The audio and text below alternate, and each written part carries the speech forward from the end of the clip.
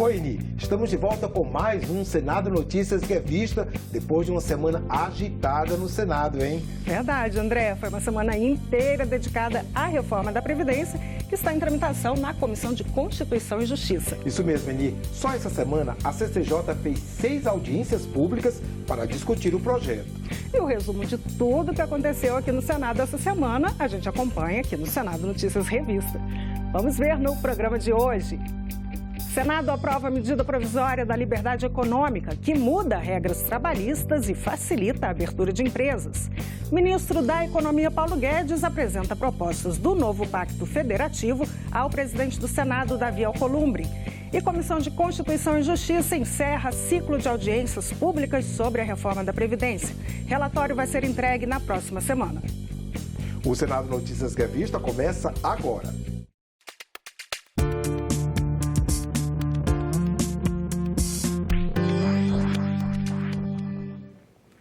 Os senadores aprovaram a medida provisória da liberdade econômica, que diminui a burocracia e simplifica processos para empresas e empreendedores. Os principais pontos da MP foram mantidos, como o fim de licenças e alvarás para atividades e empreendimentos de baixo risco. Já a autorização para o trabalho aos domingos e feriados foi retirada do texto, porque foi considerado um jabuti, ou seja, matéria estranha à medida. O texto segue agora para a sanção presidencial. A medida provisória da liberdade econômica prevê o fim do alvará para quem exerce atividade de baixo risco, como costureiras e sapateiros. A proposição também permitia o trabalho aos domingos, mas esse ponto foi questionado pelos senadores e acabou sendo retirado do texto. É um jabuti, porque eu quero saber o que é que isso tem a ver com liberdade econômica, com empreendedorismo, quando na verdade se está retirando mais um dos poucos direitos que restam ao trabalhador, que é ganhar em dobro o domingo trabalhado e poder preferencialmente descansar aos domingos. A medida provisória chegou na semana passada aqui. Nós temos votado medidas provisórias sem cumprir os prazos, numa deferência a Vossa Excelência. Mas, senhor presidente, a medida provisória é eivada de jabutis. São novos tempos do mercado de trabalho, mas que não pode revogar a lei. Medida provisória não pode revogar a lei tramitando apenas 2 dias aqui no Senado Federal. A mudança foi possível graças a um acordo feito com o governo. Os parlamentares da base defenderam que mais empregos serão gerados. Nós estamos num país com mais de 12 milhões de pessoas desempregadas. E o peso da burocracia, das leis, que engessam a economia brasileira. E que com essa iniciativa a gente vai tirar esse fardo dos que empreendem, dos que tomam risco. As regras aqui dispostas, na verdade, dão início à alforria para os empreendedores, de modo a garantir ampla geração de emprego e melhor distribuição de renda em nosso país. Eu não tenho dúvida que os senadores, todos, senadores e senadoras, construíram o entendimento e, diante do consenso e do diálogo, construíram a votação desta medida provisória importante para o Brasil. Os senadores aprovaram ainda a criação do programa Cidade Amiga do Idoso, para incentivar os municípios a adotarem medidas para o envelhecimento saudável e para aumentar a qualidade de vida das pessoas com mais de 65 anos. Eni, o tema mais discutido ao longo da semana foi a reforma da Previdência. A Comissão de Constituição e Justiça realizou 6 audiências públicas sobre o tema. Sim, André, foram mais de 60 convidados ouvidos pelos senadores. Todos os debates promovidos pela CCJ nesta semana somaram mais de 25 horas. A primeira audiência pública para discutir a reforma da Previdência foi na terça-feira, aqui na Comissão de Constituição e Justiça. Rogério Marinho, secretário de Previdência do Ministério da Economia, disse que o atual sistema é injusto e insustentável. Então, hoje eu afirmo que o sistema é injusto, porque poucos ganham muito e muitos ganham pouco. e ele é insustentável do ponto de vista fiscal. Marinho rebateu as críticas de que a reforma atinge principalmente os mais pobres. Nós imputamos aos mais bem-aquinhoados 11 vezes mais do que imputamos para os menos bem-aquinhoados. O ex-ministro da Fazenda, Nelson Barbosa, defendeu que a reforma é necessária por questões demográficas para tornar o sistema mais justo e por razões fiscais. É preciso ajustar o tempo mínimo de contribuição para 15 anos para todo mundo e permitir que as pessoas cheguem a 100% do benefício com 35 anos de contribuição. E também, que se a pessoa quiser e puder trabalhar mais, que ela tenha um bônus por isso. Essa é a primeira modificação. A segunda modificação é pensão, no mínimo, é de um salário mínimo. O representante dos secretários de Fazenda dos estados e do Distrito Federal justificou a necessidade de incluir os estados na reforma. Caso os estados não sejam incluídos, vai acontecer o que nós já vimos em alguns estados da federação, que não estão conseguindo pagar a folha de ativos e inativos. Essa conta termina indo para a União, porque a União termina fazendo programas de recuperação fiscal, que quem paga no final das contas é o contribuinte brasileiro. O segundo debate do dia foi sobre as novas regras da Previdência para profissionais da segurança pública. Eles disseram que não dá para comparar a rotina de um policial brasileiro com o dia a dia de policiais no resto do mundo. Ah, mas a Noruega prevê 57 anos de idade mínima. Espera aí, país com segunda maior renda per capita do mundo, índice de desenvolvimento humano entre os 3 maiores do mundo.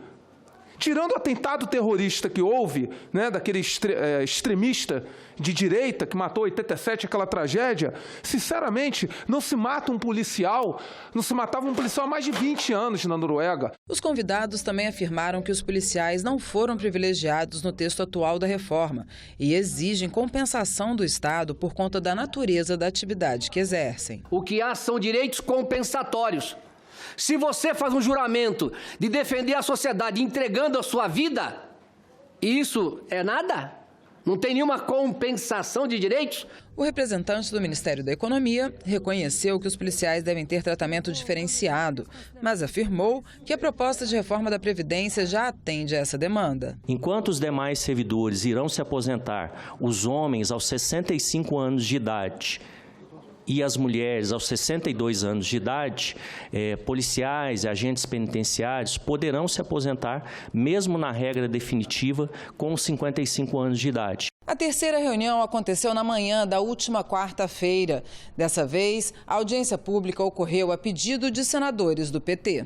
Para o ex-ministro do Trabalho e Previdência, Miguel Rossetto, reduzir benefícios como prevê a PEC vai agravar ainda mais a crise econômica e ampliar a desigualdade social. É aceitável que este povo mais pobre, que a ele caiba sustentar este ajuste fiscal em nome do quê?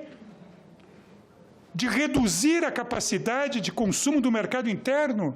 De reduzir o consumo nas cidades, nos municípios, retirando renda direta, que dinamiza a economia? O Brasil abriu mão de 925 bilhões de reais destinados à Seguridade Social, dentre PIS, COFINS, PASEP, contribuição sobre lotéricos, contribuição sobre lucro líquido, etc.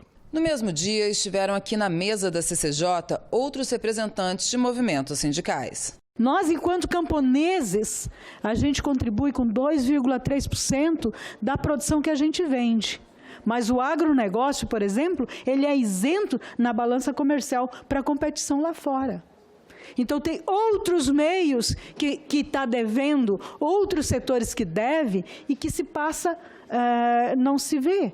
Não se quer enfrentar, de fato, os principais devedores desse país. Se esse ministro da Economia pensa em gerar renda, a gente está dizendo que o que mais gera renda, especialmente manutenção da economia nos pequenos municípios, são os benefícios da Previdência. Na quinta-feira foram debatidos os pedidos de regras especiais para as categorias expostas a risco, como é o caso das pessoas que trabalham em minas de carvão. A cada 33 metros, a temperatura aumenta em 1 grau. Então, se eu tenho 330 metros de cobertura, então eu tenho mais 10 graus além da temperatura normal e a umidade ela chega a 100%.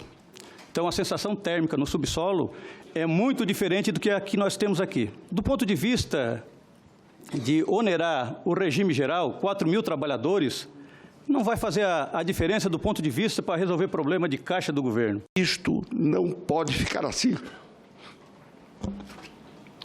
Relator, dê um jeito. Nós não podemos carregar essa culpa.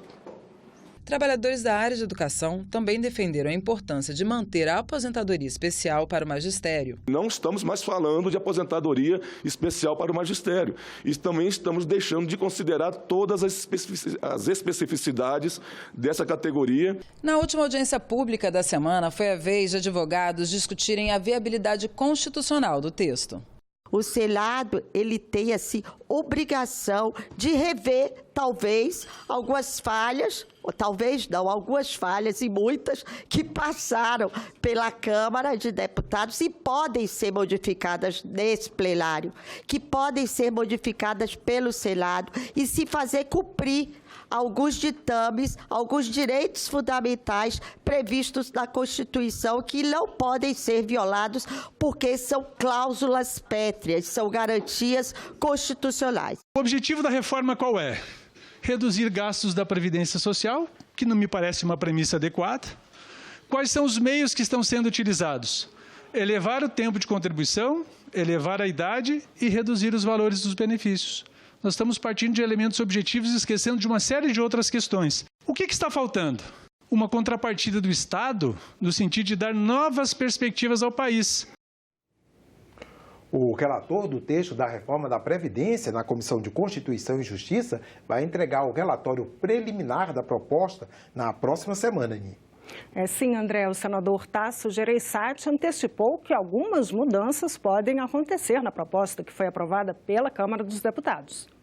Eu preciso do fim de semana, início da semana que vem para trabalhar com a equipe. Tem várias categorias reivindicando e essa coisa não é simples.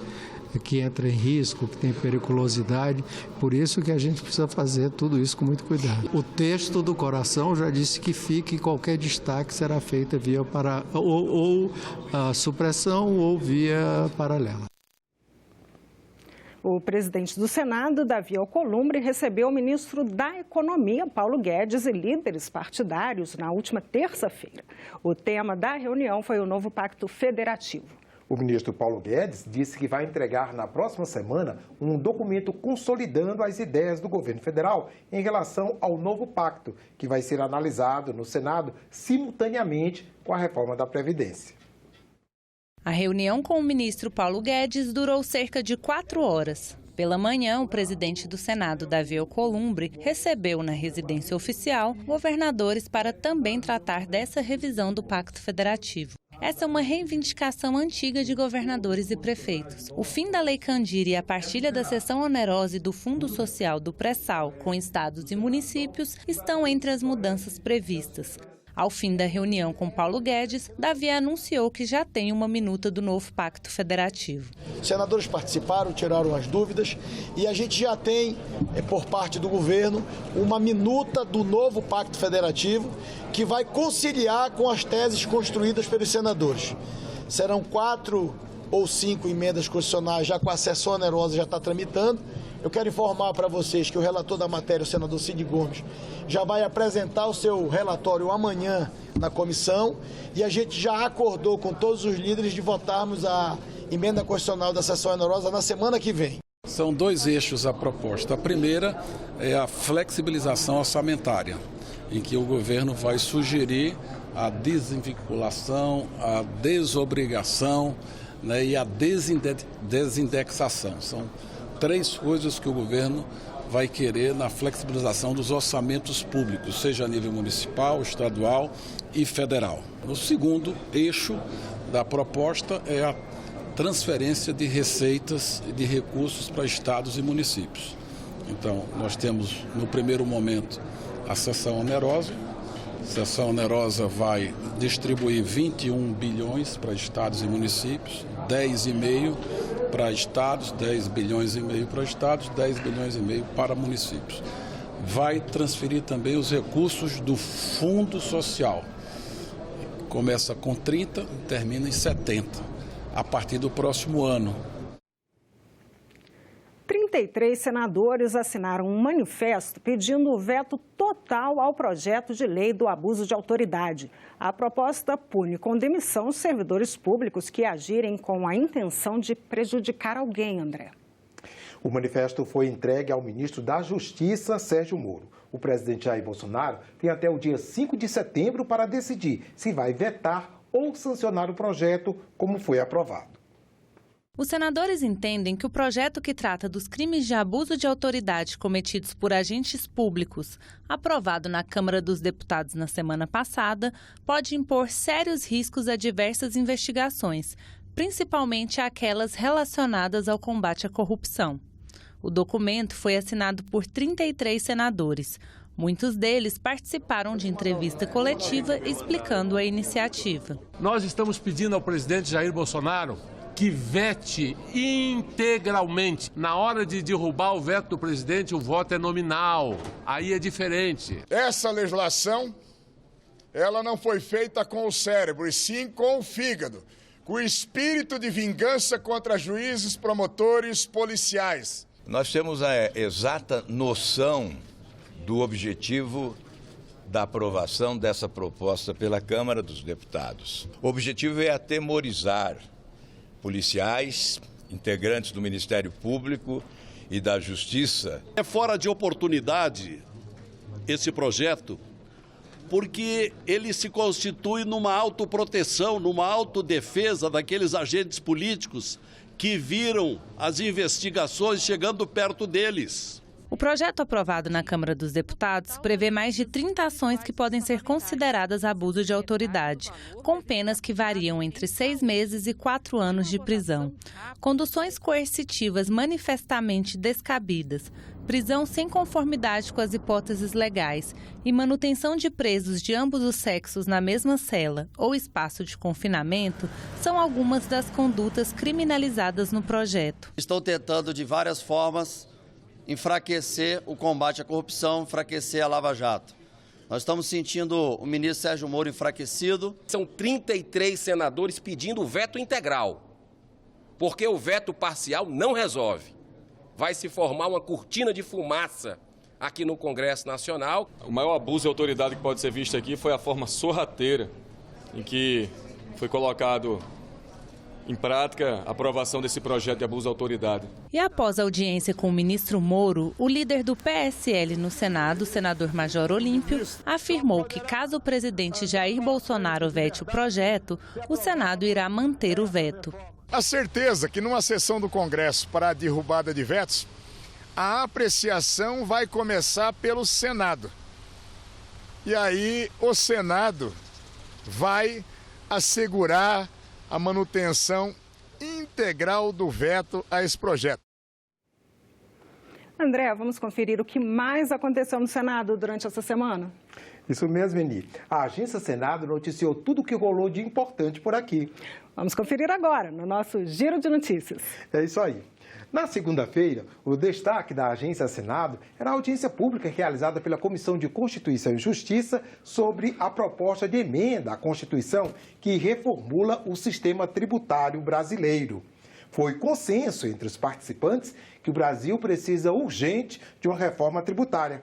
A presidente da CCJ, a senadora Simone Tebet, que conduziu o debate, disse que as reformas tributária e da Previdência têm forte ligação econômica e política e são complementares. Na terça-feira, um dos destaques da agência foi a renovação e o financiamento do Fundo de Manutenção e Desenvolvimento da Educação Básica e de Valorização dos Profissionais da Educação, o Fundeb, que foi tema de 2 audiências públicas na Comissão de Educação. O senador Flávio Arnes, que sugeriu e presidiu as audiências, lembrou que o Fundeb é a principal fonte de financiamento da educação básica no Brasil e defendeu a criação de um Fundeb permanente. O modelo atual termina em 2020. Na quarta-feira, a capa da Agência Senado mostrou a aprovação na Comissão de Meio Ambiente do requerimento para a criação de uma subcomissão temporária que vai propor políticas públicas, reformas estruturais e de desenvolvimento econômico e social. A subcomissão vai ser composta por 3 senadores titulares e 3 suplentes. Já na quinta-feira, um dos destaques da página da Agência Senado foi o projeto que está sendo analisado pela Comissão de Relações Exteriores e Defesa Nacional, que permite a instalação no Brasil de fábricas civis de armas e munições. A proposta está em estudo pelo relator, senador Marcos Duval, e pela consultoria do Senado. O projeto traz 2 fatos novos: a permissão para a instalação de fábricas de armamento no país e a possibilidade de compra de armas e munições por policiais e bombeiros da ativa e aposentados diretamente dessas fábricas. A Lei Maria da Penha completou 13 anos em agosto e o programa Inclusão deste mês mostra as alterações que a lei sofreu nesse período para se adequar à realidade do drama vivido pelas mulheres vítimas de violência. O feminicídio é o pior deles, é a morte da mulher pelo simples fato de ser mulher. Uma das mudanças da lei foi a concessão de medida protetiva de urgência pela autoridade policial e o afastamento imediato do agressor do lar. O Senado está analisando ainda outra medida que torna o crime de feminicídio imprescritível. Veja na coluna da jornalista Solange Calmon, que traz os destaques do programa Inclusão de agosto. Esse programa é sobre feminicídio, a morte da mulher pelo simples fato dela ser mulher. No Brasil, a cada 2 horas, uma mulher é assassinada. São 13 mortes por dia. A sociedade toda tem que se juntar para acabar com esse problema, porque as políticas públicas, apesar da Lei Maria da Penha e de tantas outras campanhas, o Disque 180, não estão sendo suficientes para coibir esse tipo de crime. Ai, se eu quero...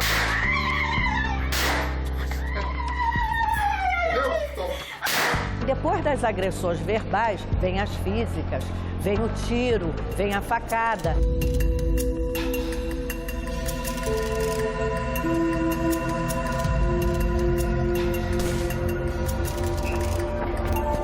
Primeira coisa que uma mulher tem que fazer é denunciar o marido, porque aí tem medidas protetivas e ele fica impedido de agredi-la, de ficar próximo dela.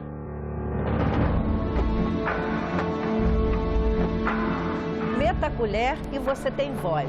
São campanhas que falam como a mulher deve se comportar para enfrentar as agressões do marido. E tem também algo muito importante, os 13 anos da Lei Maria da Penha, que vem com uma série de novidades. Só o Senado tem 40 projetos para alterar a lei, para melhorar. Uma dessas medidas é da senadora Rose de Freitas, que torna imprescritível o crime de feminicídio. A população, a sociedade brasileira, tem que fazer seu papel, tem que exigir dos governos proteção para as mulheres.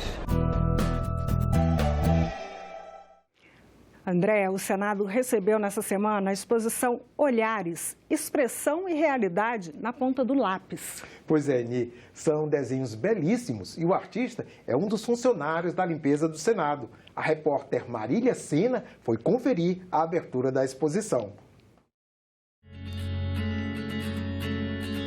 Retratar a realidade na ponta do lápis é o dom de Wallace Silva. Autodidata, ele transforma rostos, expressões e os efeitos do tempo em obras de arte. Na exposição Olhares, Expressão e Realidade na Ponta do Lápis, o artista passeia por personalidades e pessoas comuns que cruzam seu cotidiano. Procuro retratar mais pessoas com mais características, né? Com pessoas mais vividas, né? Eu tenho o meu quadro do indiano, por exemplo.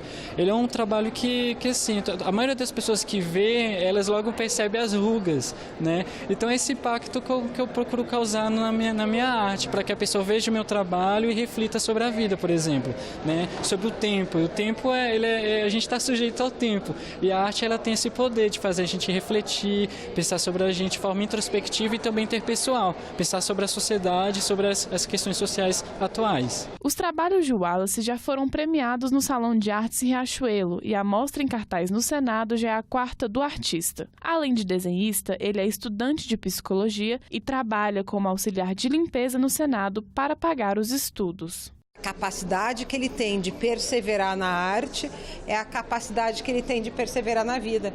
E é por isso que ele já é um vencedor e a gente sabe que logo em breve será ainda mais vencedor. Parabéns para o Wallace, sem dúvida um grande talento. Pintar esses quadros com tanta perfeição é um hiperrealismo, né? A gente consegue ver a expressão das pessoas, olhar dentro do olho das pessoas nesses quadros. Sem dúvida nenhuma, com muito êxito, muito talento, e tomara que ele continue aí arrebentando, fazendo essas obras maravilhosas que a gente está podendo apreciar. Temos que estimular a exposição desses trabalhos até para mostrar que nessa casa nós temos artistas com talentos que pode contagiar o trabalho dos senadores. Menino que é um servidor aqui da casa, da limpeza, tem 27 anos, faz psicologia, é esforçado e tem esse dom é divino. Vivi muito tempo como artista anônimo, né? Então essa exposição para mim é sensacional.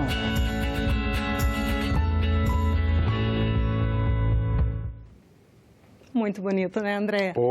E ainda falando de arte, o paisagista e artista plástico Burle Marx teria completado 110 anos neste mês de agosto, se ainda estivesse vivo.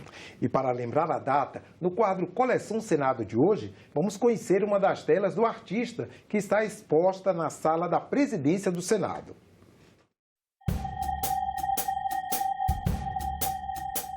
Os traços modernistas do paisagista e artista plástico Roberto Burle Marx estão presentes na tela Composição. A obra foi produzida em tinta acrílica em 1972. O caráter geométrico é marcado pela variedade de tons, com cores contrastantes.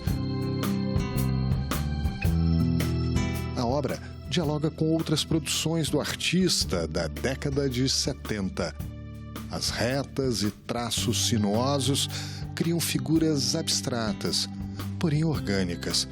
Nelas, encontramos formas presentes na arquitetura da capital federal, o que lembram o próprio traçado da cidade, dialogando também com a obra do arquiteto Oscar Niemeyer.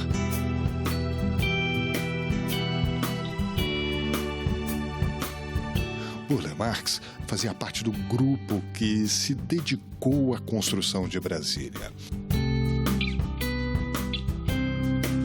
A tela mede 3 metros de comprimento por 1,30 m de altura. Está exposta na sala da presidência do Senado Federal.